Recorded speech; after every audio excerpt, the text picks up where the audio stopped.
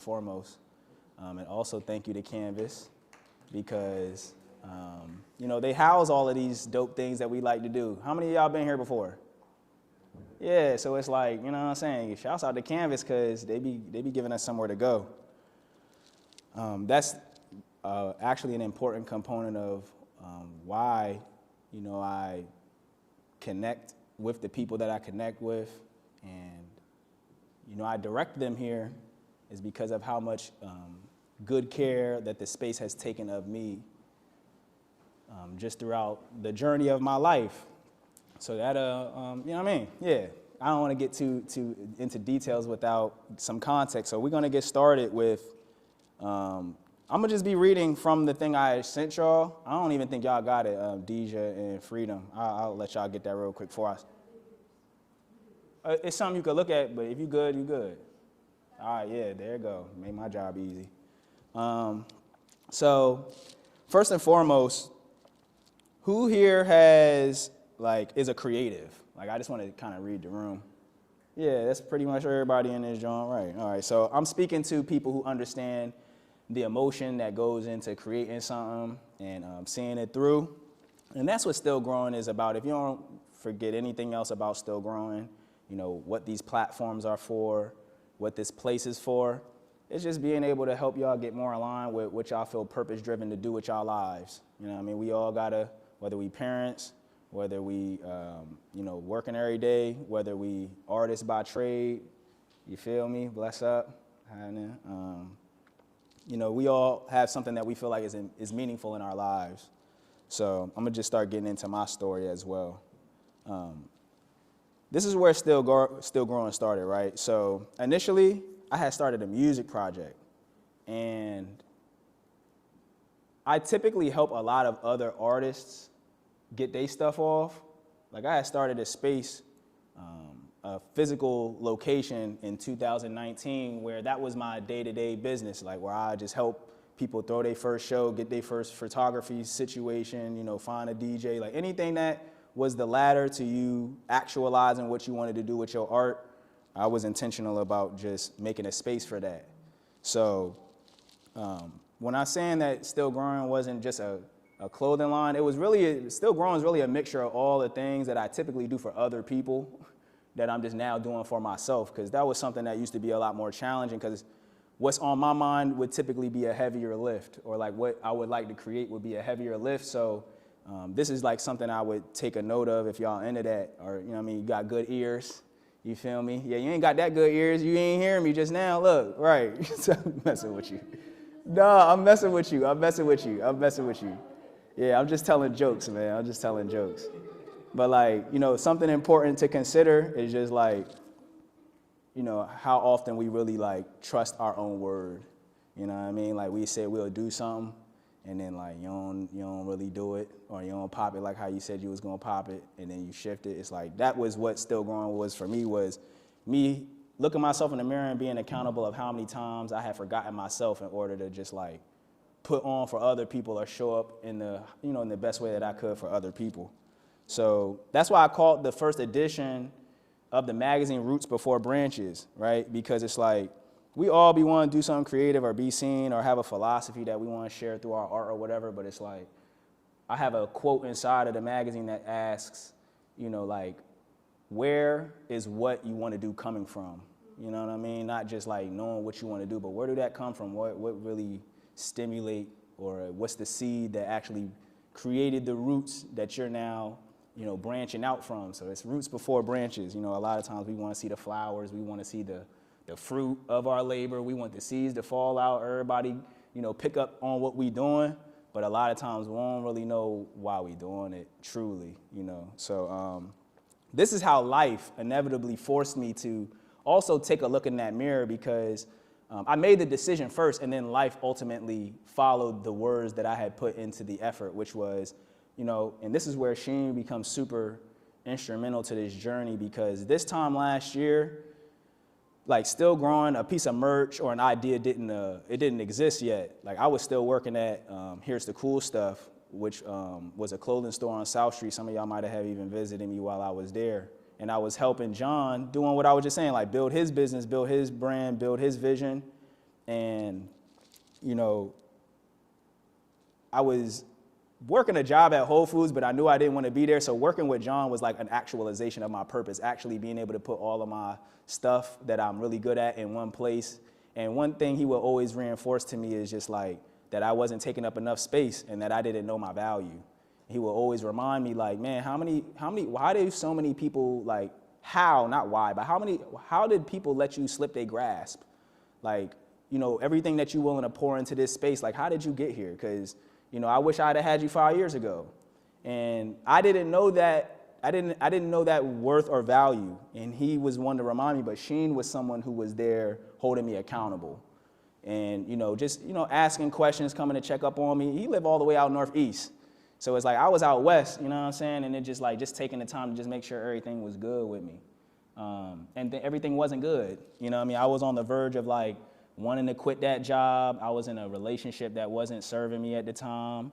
And eventually, like once I started trusting myself more, all of those people and all of those things that was a part of my old life, they just started shedding. Like if you had a plant dying in your crib, George, and the dramatic loss of life that comes from when it's actually not being nourished, like everything around me that I wasn't constantly pouring into and upkeeping, all them relationships just started falling apart. People stopped calling me.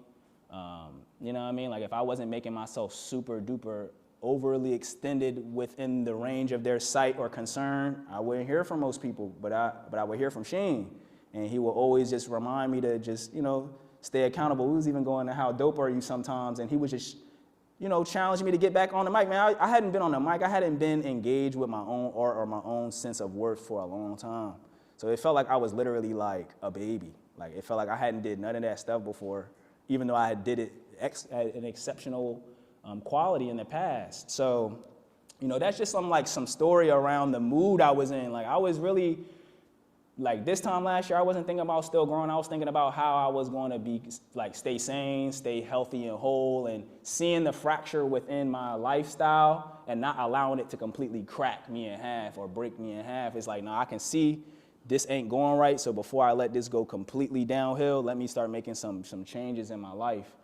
And he was there to support that effort. So I just want to thank you for creative direction. You know what I mean? Because I had a lot of creativity, but I ain't had no direction at the time. You see me? Yeah. So, it felt like thank you. You know what I'm saying? Yeah, she, right. So, selling clothes was a venture that I had a long time ago. I've been on the venture whether I've helped other people start their merch brand or, opportunity within a business, whether it's like a event or like a product service, whatever. It's like I always help people make merch for their business. But when I made the music, I was just trying to get people to hear the music, and I was like, all right, I got to make a couple dollars off of the music. If any of y'all know me, I help a lot of artists transition from, just having aimless catalogs of music on streaming platforms and like learn how to reposition themselves as a business person with their music and start going direct to consumer, which just means, you having control over how much people pay for your stuff.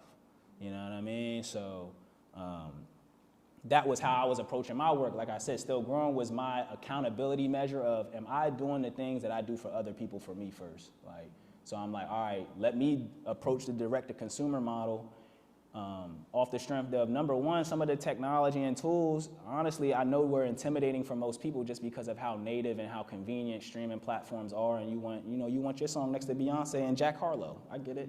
You know what I'm saying? So I was like, there's not as much appeal, or there's not as much attention that's already garnered in a space that you cultivated. But that's the scary part. That's the part I'm trying to get people to understand what this Still Growing is. That part of you that's insecure to bet on you is not going nowhere. You surrounding yourself in Shopify and Spotify and Instagram, like you surrounding yourself in other things that have built and employed people and gave out pensions. Like that's not gonna wash over on you. You still gonna have them insecurities after them platforms not serving your interests. And I know y'all, them platforms don't be serving y'all interests. That's why we spend so much time there. We be so depleted there. And then eventually we find ourselves reimagining our entire selves to fit the platforms and not really staying rooted before we start to branch, as I keep reiterating in in this issue. So I made the clothing as a means to monetize and be able to, maintain control. So that's one of the aspects that we want to, if anybody's an artist in here, whether it's going to be, merchandise or touring, that's pretty much all they really left on the table for you after they killed the CD, after they killed the streaming and all of that. And I'm a music artist as well. So most people, they know me for what I do for them, but they don't know I be in the booth too. You know what I'm saying? They don't know that I be packaging and going through that same strife and that same consideration and that same deliberation process as them. And that was what Still Growing was. It's like, y'all be crying, but I'm in it too. Like, y'all keep telling me why this shit don't seem, whatever way it might not seem to you. It's like, it don't seem that way to me either, nigga. You know what I'm saying? Like, I feel you, but if we don't do this, you inevitably gonna have to do that. So if we're not building a system, if we're not building something that's gonna be in the best interest of us, then, we're accepting that other people don't have our best interests. We might not cry about it. We might as well stop, being upset about it. We accepting that as the terms of the agreement. You know what I mean? So, I'm just reading off the part that's like, we don't sell clothes, we sell evidence. So everything about me is evidence that I'm going to stand in this purpose. When people see me, they like, yeah, I know TJ's figuring this out. I know TJ's, this is his purpose. This is how he paying his rent. Everybody see me, they know how I rock. So it's like, I'm a symbol for the people who really don't want to continue to sell the best versions of themselves to things that don't have their best interest. So when I see y'all wearing it, Still Growing, and when people walk up on me and you can see the excitement in their eyes that they see something in this world working without all of the things that we're normally tied to make it work. They seeing something happening in front of their eyes that's like, damn, like I had an idea that I didn't trust. And I see that you trusted your idea. Now it's making me trust my idea. If you could get that shit shaking in Philly, I can get my shit shaking in Philly. And I love seeing that enjoyment in people because I spend a lot of time trying to pour that into people. Like pour that confidence or that sense of value into them. And now I'm realizing like God sent me here to show people, not tell people. You know what I'm saying? Like I was so busy trying to tell people all the time, but they wasn't listening. But then the moment now that I'm doing it, people see it. And the reason why I'm taking this opportunity to take a step back is because I know what true, genuine care looks like. And you saying you see me on the gram and seeing my stuff on other people don't mean you see me. That's not me. That's a product of, that's something that's extended from me. I have other gifts that I'm able to pour out from what God has bestowed on me. So I want to make a more intimate and intentional space with things like this because it's like I got tens of thousands of followers, but that shit still almost had me homeless. That shit, I had hundreds of thousands of views coming in every month. People talking about they see you and they like what you're doing and you walk down the street and all of that shit sound cool until you ain't got nowhere to go. You ain't got nowhere to eat. You can't get home.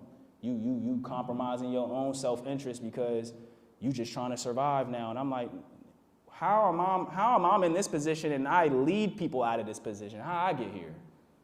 You know what I'm saying? So a lot of what's still growing for me was a constant reminder of like, and Miss Michelle I was just talking to her earlier about entrepreneurship. It's like, this shit not for everybody, and I'm not gonna encourage everybody to do this. Because what I've went through, I know most people gonna fold. They not even gonna get here. When the moment that first month of rent not coming in, they're looking for a job desperately. They're gonna go look. When it comes down to coordinating and being in the interest of other people and making 16 phone calls and making sure everybody else straight, y'all not gonna do that. You know what I'm saying? So I'm not about to give more enthusiasm or encouragement around being an entrepreneur because all I'm doing is I'm going to lead you down the wrong path. You know what I mean? I'm leading you down a road that you're not going to sustain, and then you're going to bring other people along that journey, and then you're going to let them down too.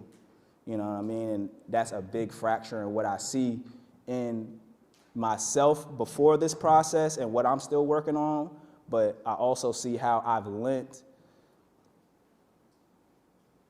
permission or authority to others to be inconsistent in how they show up because they know me and they can use my name and they can come to Kanvas and talk to Frenchie. And I give so much access to the world that I've built and that I nurture. And then people come in and they throw trash on the street, metaphorically, right? They don't water the ground that they walk on, right? They don't even recognize the sacrifices that's going into like sustaining these things, right? It's all convenience. So I have to be intentional about ensuring that these things are sustainable, and I had to do that on my own. So that's where AI came into the play, right? AI came into the play because I've always had an adept ability to just like use the computers. My dad was a software engineer for Northrop Grumman. He was like a government contractor after he got out of the military. So I used to be file sharing and PowerPointing in 95 and in 96. So I've always been super adept with technology. And so, you know, I always liken what AI is doing to the space that we're in today as like what sampling did to music. You know, before we was born, it's like a lot of people who make music, they hear sampling, they're like, that shit is the ruined, that shit is the end of the industry right there, right? People can use music and sample it, and now we grew up in an era where sampling seems like this high quality execution on the effort of making music, but if you would have asked somebody 60 years ago, they'd have been like, you a fucking clown. You know what I'm saying? You don't make music, you use other people's music. And so I hear that same rhetoric today. Like, nigga use AI and they be like, oh, that's not your work, that's not your this, that's not your that. But it's like, you don't. One thing I will say, and I'll move on from the AI point, because this is me just sharing the tools with y'all that I use to build the brand. If you ain't with it, you ain't with it. A lot of things that I do on AI are because I know what I'm asking for. A lot of people don't know what they're asking for. They don't even know what they want.